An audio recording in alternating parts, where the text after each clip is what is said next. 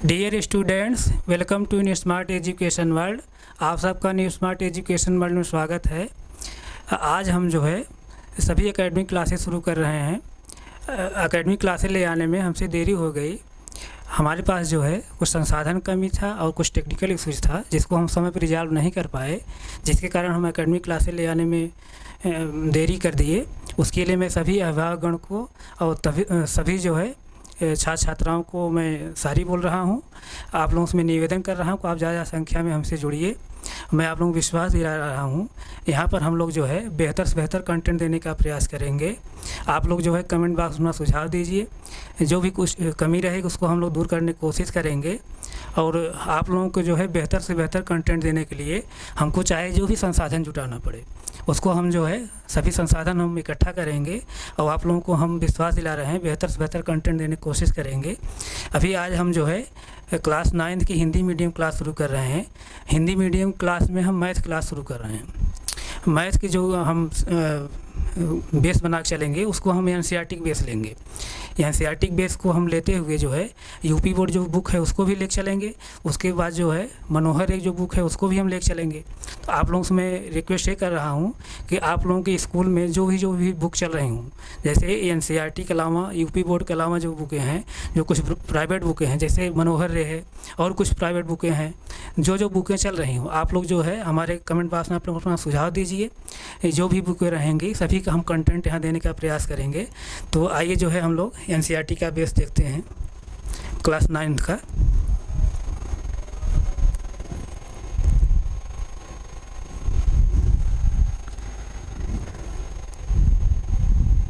देखिए क्लास 9 की देखिए बुक है एनसीईआरटी की। इसको जो है ओपन करिए आप।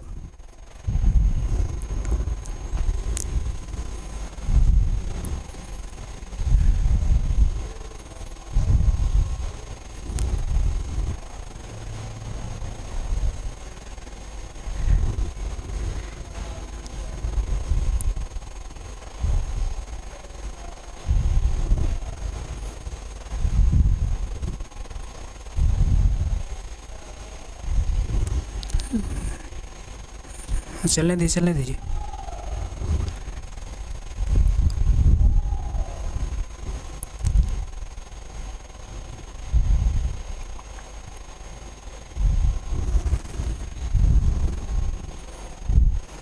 ये आप जो बुक देख रहे हैं एनसीईआरटी क्लास 9 की है, हिंदी मीडियम की।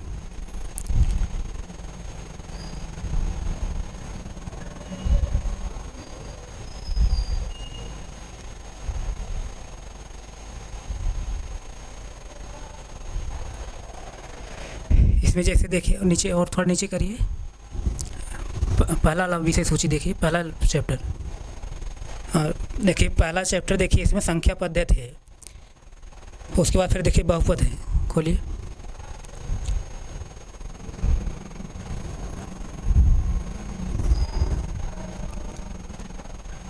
फिर देखिए निर्देशांक ज्यामिति है।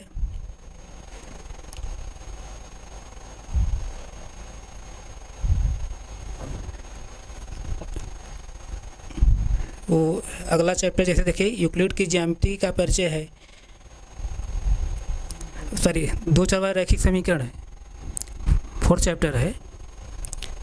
ये 5 चैप्टर यूक्लिड की ज्यामिति का परिचय है। फिर 6वां चैप्टर जैसे देखिए रेखाएं और कोण है।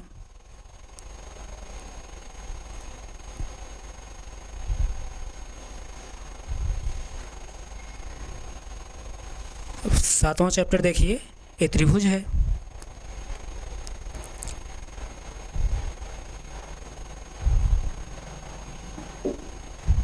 फिर 8वां चैप्टर देखिए चतुर्भुज है।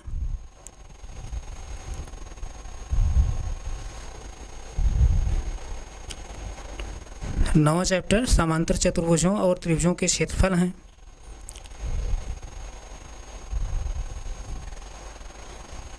10वां चैप्टर जैसे देखिए वृत्त है।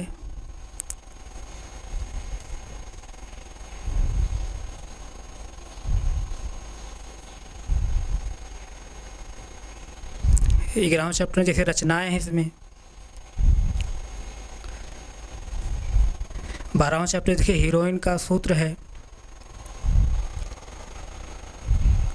13वां चैप्टर जो है पृष्ठीय क्षेत्रफल और आयतन दिए गए हैं। 14वां चैप्टर जो है सांख्यिकी है। इस तरह से क्लास 9 का जो है हिंदी मीडियम का सिलेबस है। तो ये एनसीईआरटी का सिलेबस है और सेम सिलेबस जो है यूपी बोर्ड का है। जो एनसीईआरटी की हिंदी मीडियम बुक है सेम वही बुक जो है यूपी बोर्ड का है। जैसे देखिए एनसीईआरटी की बुक जो है ये एनसीईआरटी बुक है। ये बुक आप लोगों के पास होगी और नहीं है तो ये बुक ले लीजिए, हम इसी को बेस लेके चलेंगे।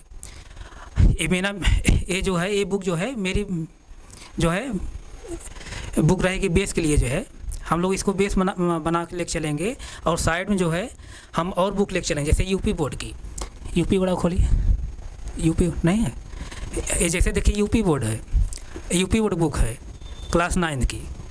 यूपी बोर्ड का जो सिलेबस है वही एनसीईआरटी है, यानी जो एनसीईआरटी का सिलेबस है हूबहू वही सेम टू सेम वही जो है यूपी बोर्ड का है। आप चाहे यूपी बोर्ड की बुक्स पढ़िए जो सरकारी किताब है, या चाहे आप एनसीईआरटी की किताब पढ़िए, चाहे एनसीईआरटी से पढ़िए और चाहे आप इस बुक्स पढ़िए चाहे इस बुक्स पढ़िए, दोनों सेम बुक हैं। तो एनसीईआरटी का हम बेस लेके चलेंगे, एनसीईआरटी का बेस लेके चलेंगे, उसमें हम यूपी बोर्ड का भी जैसे जो बुक है सरकारी उसको भी लेके चलेंगे। ये हिंदी मीडियम बात हुई। और हिंदी मीडियम जैसे हम अपनी बात बता रहे हैं कि और बुक जैसे मनोहर रे की भी बुक, ये मनोहर ओपन करिए, ये मनोहर रे एक बुक है, मनोहर वाली जो बुक है इसको भी हम पढ़ाएंगे। यानी एनसीईआरटी में जो पढ़ाएंगे, जो भी चैप्टर पढ़ाएंगे उसमें जितने एग्जाम्पल होंगे उसके चैप्टर में, यानी एक्सरसाइज जितने क्वेश्चन हो उसको हम सॉल्व कराएंगे। उसके साथ साथ जो है हम मनोहर रे की जो बुक है उसमें भी जो क्वेश्चन दिए हैं उसको भी हम सॉल्व कराएंगे। यानी एनसीईआरटी और यूपी बोर्ड के अलावा जो क्वेश्चन और एक्स्ट्रा हैं जैसे मनोहर रे बुक में, तो मनोहर बुक से भी हम एग्जाम्पल और क्वेश्चन को सॉल्व कराएंगे। तो जैसे देखिए मनोहर रे बुक है, ये बुक आप लोगों के पास नहीं होगी, जिसके पास है जो है वो लोग जो है इसको जिसमें क्वेश्चन हम सॉल्व करें उसको आप देख सकते हैं। इन तीनों बुकों के अलावा अगर आप लोगों के पास और कोई बुक हो, जैसी मतलब हिंदी मीडियम और बुक आप लोग पढ़ते हो, तमाम जो है स्कूल हैं, बहुत से स्कूल हैं तो अलग अलग बुक चलाते रहते हैं प्राइवेट की। तो जो बुक आप लोग पढ़ रहे हो, अलग अलग जो बुकें पढ़ रहे हैं हिंदी मीडियम की, उन सब बुकों को जो है आप हमारे कमेंट बॉक्स में आप लोग जो है अपना कमेंट कर बताइए कि इस बुक हम पढ़ रहे हैं या एक क्वेश्चन है। यानी एनसीईआरटी जब हम पढ़ा रहे हैं, कोई चैप्टर पढ़ा रहे हैं, एनसीईआरटी कोई चैप्टर जब हम पढ़ा रहे हैं तो आप जो बुक पढ़ रहे हैं, सपोज आप एनसीईआरटी नहीं पढ़ रहे हैं, आप किसी प्राइवेट बुक्स पढ़ रहे हैं, जैसे मनोहर रे के अलावा भी पढ़ रहे हैं, तो आप जो है उस क्वेश्चन को आप जो है कमेंट बॉक्स में बताइए। अगर एनसीईआरटी में पढ़ा रहा हूँ वो क्वेश्चन नहीं आपको बुक दिया गया है या एनसीईआरटी के अलावा और एक्स्ट्रा क्वेश्चन जो दिए गए हैं, तो आप लोग कमेंट बॉक्स अपना सुझाव दीजिए, अपना बताइए कि सर जो है ये भी क्वेश्चन आप सॉल्व करवाइए, तो उस क्वेश्चन को जो है ज़रूर हम सॉल्व कराएंगे। तो कहने मतलब हम 3 बुक पढ़ाएंगे।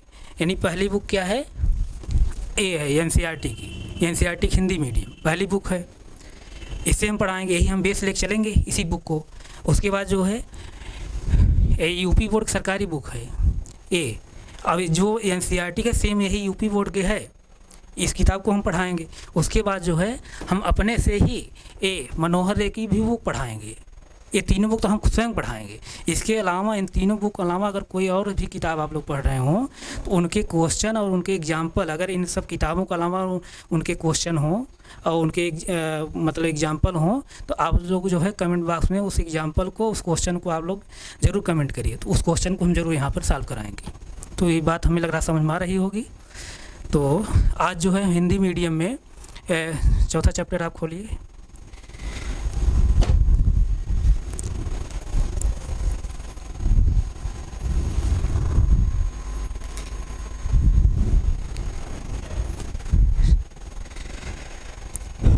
देखिए हिंदी मीडियम हम मैथ के यानी गणित के हिंदी मीडियम में आज हम 2 चरवाए रैखिक समीकरण पढ़ना शुरू करेंगे, यानी लीनियर इक्वेशन इन 2 वेरिएबल। तो वही हम लोग पढ़ेंगे आज। तो आइए, जैसे खोलो, इसको खोलिए और पूरा ओपन करिए। इसको आप देखिए, पूरी बुक देखिए, आप बुक देख लीजिए, आप लोग बुक रखे होंगे।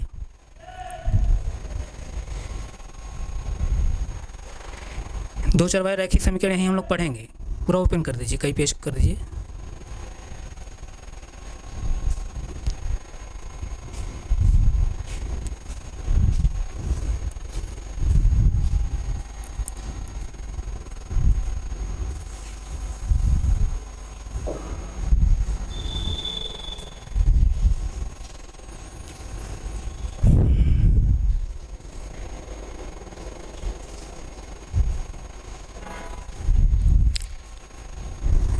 हो गया पूरा। देखिए पूरा हम जो है इस चैप्टर को पूरा ओपन करके हम दिखा दिए। आप लोग जो है अपने अपने बुक में जो है देख लीजिए इसको, और हम इसको इसी चैप्टर को हम शुरू कर रहे हैं। दो चरवाहे रैखिक समीकरण।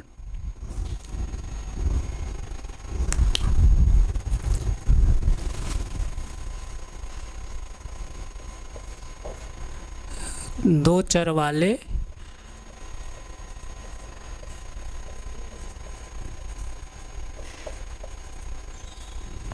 रैखिक समीकरण।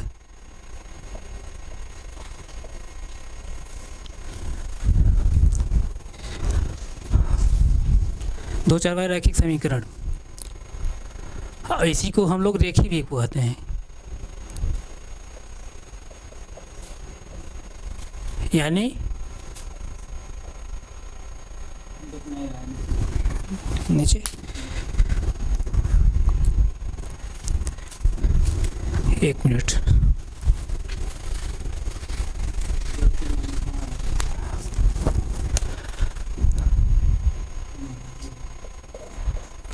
दो चर वाले रैखिक या इसी को हम लोग क्या बोलते हैं, रेखी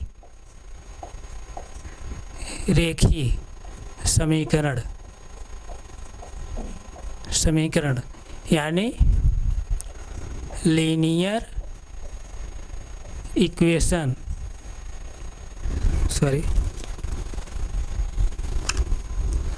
linear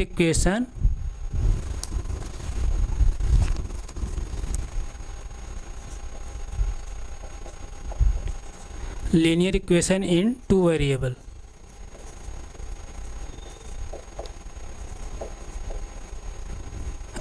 linear equation in two variables, यही हम लोग पढ़ेंगे इस चैप्टर को।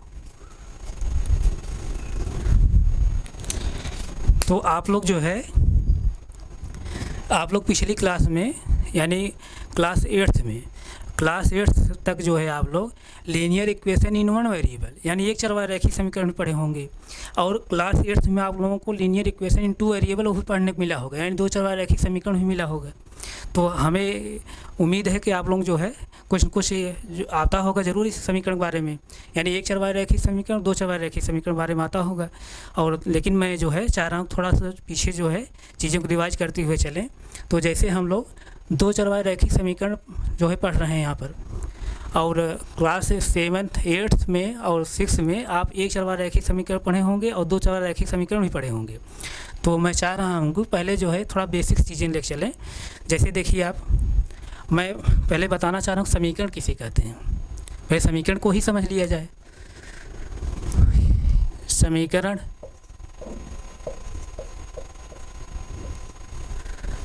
समीकरण यानी इक्वेशन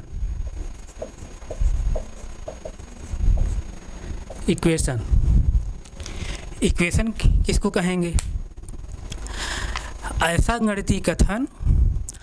गणितीय कथन जिसमें जो है इक्वल टू का साइन आए, यानी ऐसा गणितीय कथन जिसमें बराबर का चिन्ह आए, तो उस कथन को हम क्या कहते हैं? समीकरण कहते हैं। फिर से एक बार समझिए, ऐसा मैथमेटिकल स्टेटमेंट जिसमें इक्वल टू का साइन जरूर आए, तो उसे हम क्या कहते हैं? समीकरण कहते हैं, इक्वेशन कहते हैं। जैसे देखिए, सपोज दैट जैसे हम कह रहे हैं कि x + 2 इज ग्रेटर दैन 6, इस तरह से।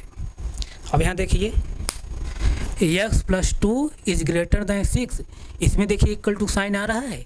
कहने का सेंस क्या है? x + 2 जो वैल्यू है इस चीज़ से क्या है? बड़ी है। अब 6 बड़ी है तो यहाँ इक्वल टू साइन नहीं आ रहा है। इक्वल टू साइन जब नहीं आ रहा है तो हम क्या कहेंगे? ये जो मैथमेटिकल स्टेटमेंट दिया गया है, यानी गणितीय जो कथन दिया गया है, क्या है? इक्वेशन नहीं है, समीकरण नहीं है, बल्कि क्या है? एक गणितीय कथन है, ये समीकरण नहीं है। इस तरह से। और जैसे देखिए, जैसे कोई कह रहा है जैसे x + 9 इज लेस दैन 12, इस तरह से। x + 9 इज लेस दैन 12, अगर इस तरह से कोई बोल रहा है तो इसका मतलब क्या है? x + 9 जो है 12 से क्या है? छोटा है। तो ये क्या है? इसमें इक्वल टू साइन नहीं है, यानी बराबर का चिन्ह नहीं है। जब बराबर का चिन्ह नहीं है तो हम क्या कहेंगे, ये समीकरण नहीं है, बल्कि क्या है, एक गणितीय कथन है, यानी मैथमेटिकल स्टेटमेंट है, ये इक्वेशन नहीं है। इस तरह से। और जैसे देखिए,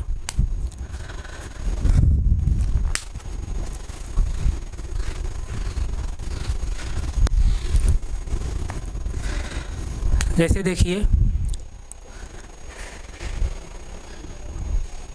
+ 2 = 4 है। अब देखिए यहाँ पे कोई कह रहा है जैसे x + 2 = 4, यानी x + 2 जो है, ये जो वैल्यू है किसके बराबर है, 4 के बराबर है। तो इसमें देखिए बराबर का साइन आ गया, यानी बराबर का चिन्ह आ गया। बराबर जब चिन्ह आ गया तो ये क्या हो जाएगा, यही समीकरण हो जाएगा।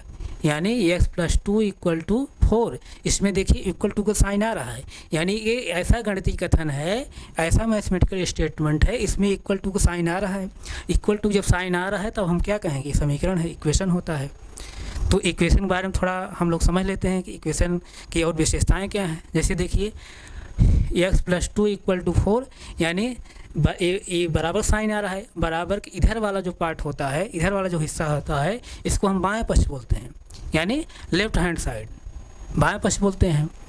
और जैसे देखिए बराबर के इधर वाला जो हिस्सा है, बराबर के इधर वाला जो हिस्सा है उसको हम क्या बोलते हैं, दाएं पक्ष बोलते हैं, यानी राइट हैंड साइड बोलते हैं। तो ये चीज़ें आप लोग समझ में आ रहा होगा। यानी फिर से एक बार समझिए कि समीकरण हम किसको कहते हैं, कोई पूछे समीकरण किसको कहते हैं, तो समीकरण के लिए आप बताएंगे कि ऐसा गणितीय कथन जिसमें जो है इक्वल टू साइन आए, यानी बराबर का चिन्ह आए, तो उस गणितीय कथन को हम क्या कहते हैं, समीकरण कहते हैं। और समीकरण में बराबर के इस साइड वाले भाग को हम बायां पक्ष बोलते हैं, और बराबर के इस साइड वाले भाग को हम क्या बोलते हैं, दायां पक्ष बोलते हैं। ये जो है समीकरण की दूसरी विशेषता जैसे हो गई। अब तीसरी बात इसमें क्या है कि ये बायां पक्ष और दायां पक्ष क्या होता है, हमेशा समान रहता है। समीकरण का बायां पक्ष और दायां पक्ष हमेशा समान रहता है, हमेशा संतुलन रहता है। जैसे देखिए अगर कोई बैलेंस वेट है, यानी कोई तराजू जैसे है, सपोज दैट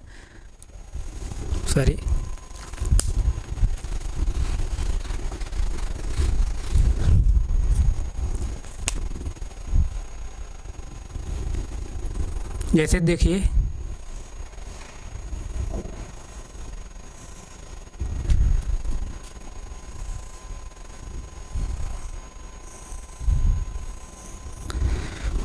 इसमें सपोज 5 kg है, वेट है, रखा गया है, बाट रखा गया है, इसमें 5 kg बाट रखा गया है, इन दोनों पर 5 kg बाट रखा गया है।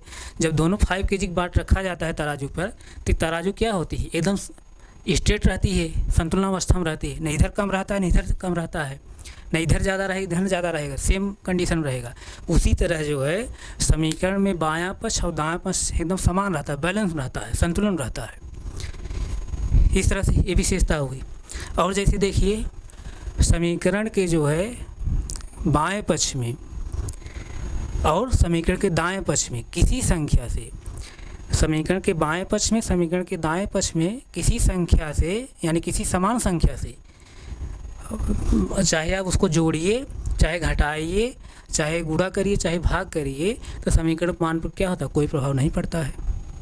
फिर से इसको समझिए आप, किसी समीकरण के बाएं पक्ष और दाएं पक्ष में समान संख्या से चाहे आप गुणा करिए, चाहे भाग दीजिए, चाहे जोड़िए, चाहे घटाइए, समीकरण के मान पर कोई प्रभाव नहीं पड़ता है। यानी समीकरण हमेशा क्या होगा, संतुलन अवस्था में रहेगा। लेकिन भिन्न भिन्न संख्या से करेंगे तो क्या होगा, संतुलित हो जाएगा, समीकरण जो है असंतुलित रहेगा, यानी कम ज़्यादा हो जाएगा। तो कहने का मतलब ये कि जो भी प्रोसेस हम करते हैं दोनों पक्षों समान करते हैं, ताकि समीकरण क्या है, संतुलित रहे। इस तरह से ये विशेषता है।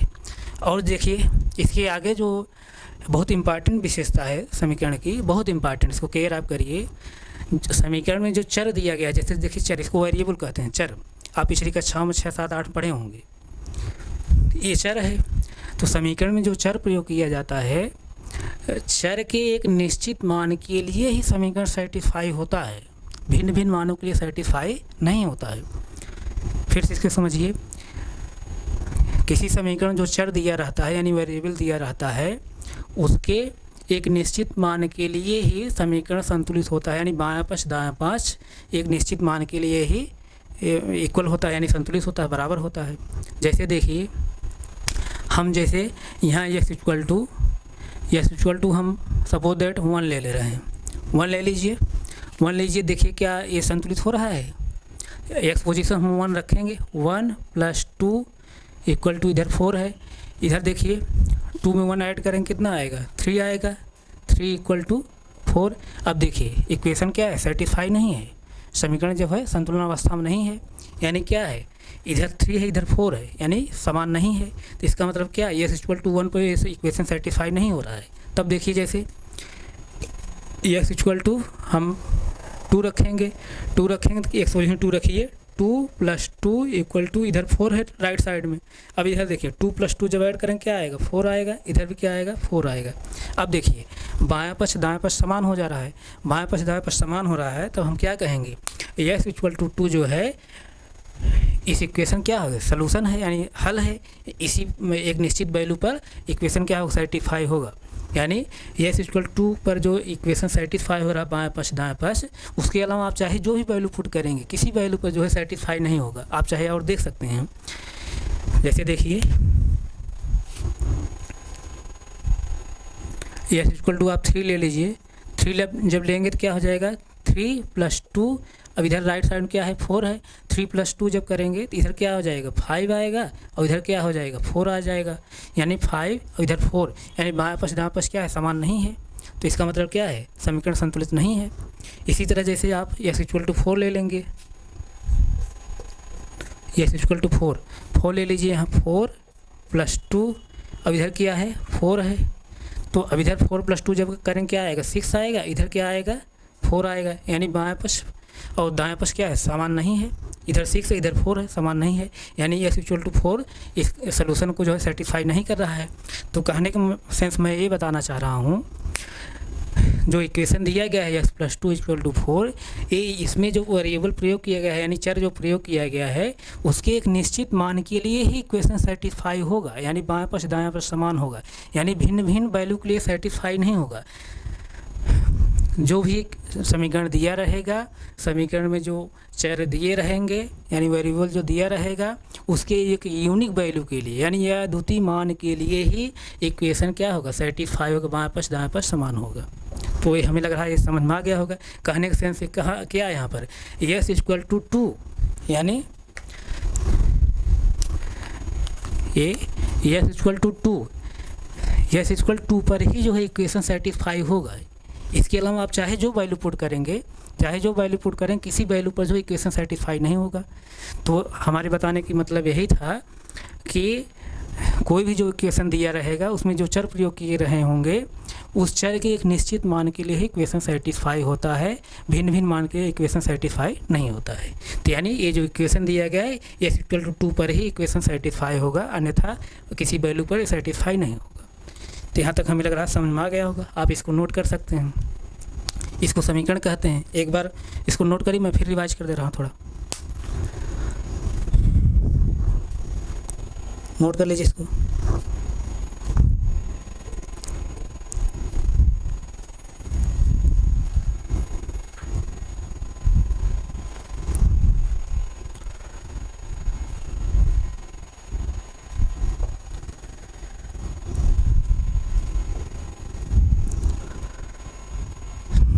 एक बार फिर से देख लीजिए, समीकरण किसे कहते हैं, ऐसा गणितीय कथन जिसमें बराबर का चिन्ह आए उसे हम क्या कहते हैं, समीकरण कहते हैं। और समीकरण में बायां पक्ष और दायां पक्ष क्या होता है, समान होता है। और समीकरण के दोनों पक्षों में किसी समान संख्या से चाहे जो भी गणितीय संक्रियाएं आप करिए, गणितीय संक्रिया का मतलब चाहे जोड़ घटाना गुणा भाग चाहे जो करिए, किसी सेम संख्या से, किसी समान संख्या से दोनों पक्षों में चाहे जो भी गणितीय संक्रियाएं करिए, यानी मैथमेटिकल ऑपरेशन करिए, चाहे जोड़िए चाहे घटाइए चाहे गुणा करिए चाहे भाग करिए, समीकरण के मान पर कोई प्रभाव नहीं पड़ता है। लेकिन सेम आप प्रक्रिया करिए, ये नहीं कि इधर 2 से आप गुणा कर रहे हैं इधर 4 कर रहे हैं, ऐसा नहीं। जो करिए सेम प्रोसेस करिए दोनों तरफ, तो समीकरण मान कोई प्रभाव नहीं पड़ता है। और समीकरण हमेशा क्या होता है, संतुलन अवस्था होता है, बायां पक्ष दायां पक्ष हमेशा समान होता है। ये है। उसके बाद जो है समीकरण में जो भी चर प्रयोग किया जाता है वह उस चर के जो है एक निश्चित मान के लिए है जो है इक्वेशन क्या होता है, बैलेंस होता है, संतुलित होता है। यानी किसी समीकरण जो चर प्रयोग किया गया है उसके एक निश्चित मान यानी अद्वितीय मान के लिए समीकरण क्या होता है, बाएं पक्ष दाएं पक्ष समान होता है। ये आप चीज़ें समझ में आ गई, समीकरण किसे कहते हैं, इसको आप नोट कर लीजिए।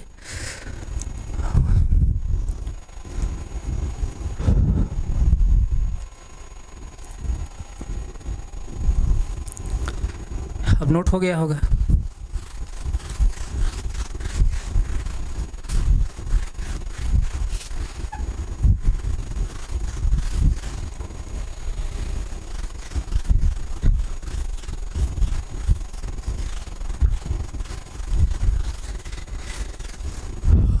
अभी आप जो है समीकरण के बारे में समझे हैं, समीकरण के बारे में आप जान गए, हमें उम्मीद है समझ जरूर आया होगा। अब जो है हम एक चर वाला रैखिक समीकरण सीखेंगे। एक चर वाला रैखिक समीकरण क्या है थोड़ा उसके बारे में हम बताते चलें। आप लोग पढ़े हैं, क्लास 6 से लेकर 8 तक पढ़े हैं, लेकिन हम आप लोग रिवाइज करा दे रहे हैं। जैसे देखिए एक चर वाला रैखिक समीकरण पहले समझ लीजिए।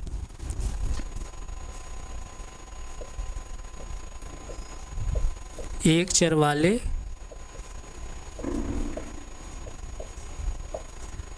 रैखिक समीकरण या इसी रेखी भी कहते हैं।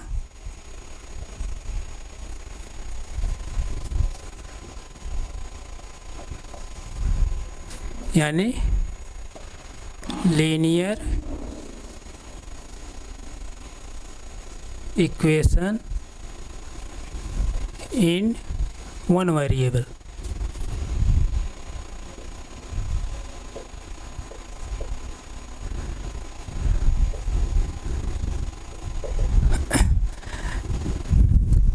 एक चरवाहा रैखिक समीकरण linear equation in one variable. तो एक चरवाहा रैखिक समीकरण क्या होता है थोड़ा उसके बारे में हम लोग जान लेते हैं, तब हम दो चरवाहा रैखिक समीकरण जो हमारे सिलेबस पर है, सिलेबस में है, अपने हम सिलेबस पर आ जाते हैं तब फिर। तो जैसे देखिए एक चरवाहा रैखिक समीकरण, जैसे देखिए ऐसा समीकरण जिसमें सिर्फ एक चर प्रयोग किया गया हो, ऐसा समीकरण जिसमें सिर्फ एक चर प्रयोग किया गया हो और उस चर का जो है मैक्सिमम घात कितनी हो, एक हो, तो ऐसे समीकरण हम क्या कहते हैं, एक चरवाहा रैखिक समीकरण। जैसे फॉर एग्जांपल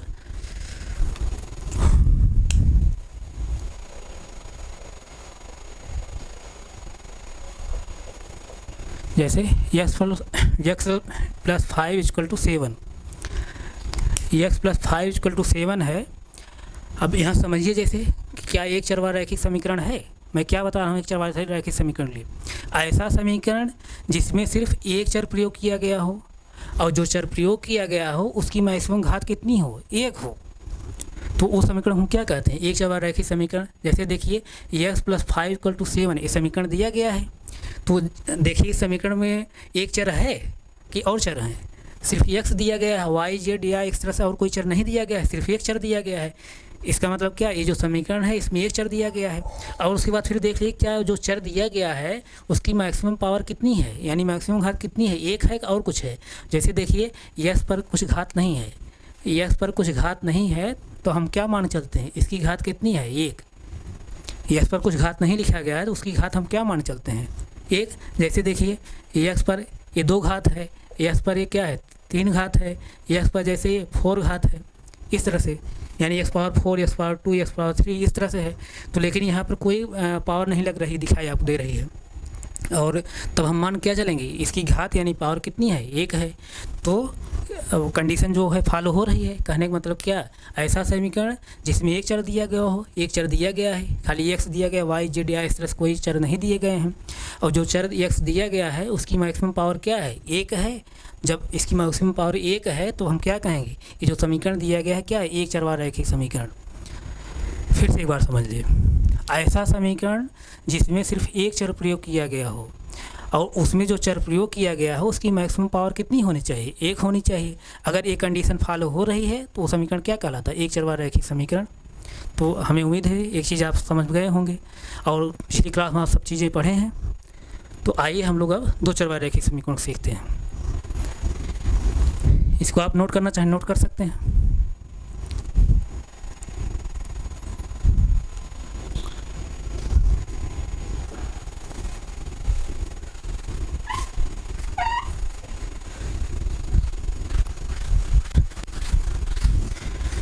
अब एक दो चरवाहा रैखिक समीकरण यानी linear equation in two variable. अब यहाँ देखिए, अब दो चरवाहा रैखिक समीकरण हम किसको कहते हैं?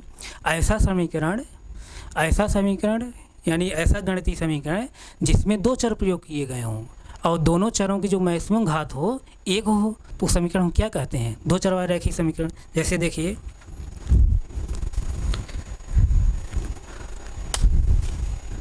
x plus Y equal to 4, इस तरह से है। अब देखिए, ये समीकरण है x plus Y equal to 4, x plus Y equal to 4 है। तो इस समीकरण कौन से वेरिएबल प्रयोग किए गए हैं? x और y, यानी कहने के सेंस क्या कि इसमें दो चर प्रयोग किए गए हैं, दो चर प्रयोग किया गया है। और देखिए कि क्या इन दोनों चरों की जो मैक्सिमम घातें हैं एक हैं कि और दो और कुछ हैं। जैसे देखिए, x की जो मैक्सिमम घात कितनी है? एक है। y की मैक्सिमम घात कितनी है? एक है। तो हम क्या कहेंगे? ये दो चरवाहा रैखिक समीकरण है। एक बार फिर इसको समझ लीजिए। ऐसा समीकरण जिसमें दो चर हम प्रयोग करते हैं उसको हम क्या कहते हैं? ऐसा समीकरण जिसमें दो चर प्रयोग किया जाता हो और उन दोनों चरों की मैक्सिमम घात कितनी हो? एक हो, तो उस समीकरण को हम क्या कहते हैं? दो चरवाहा रैखिक समीकरण।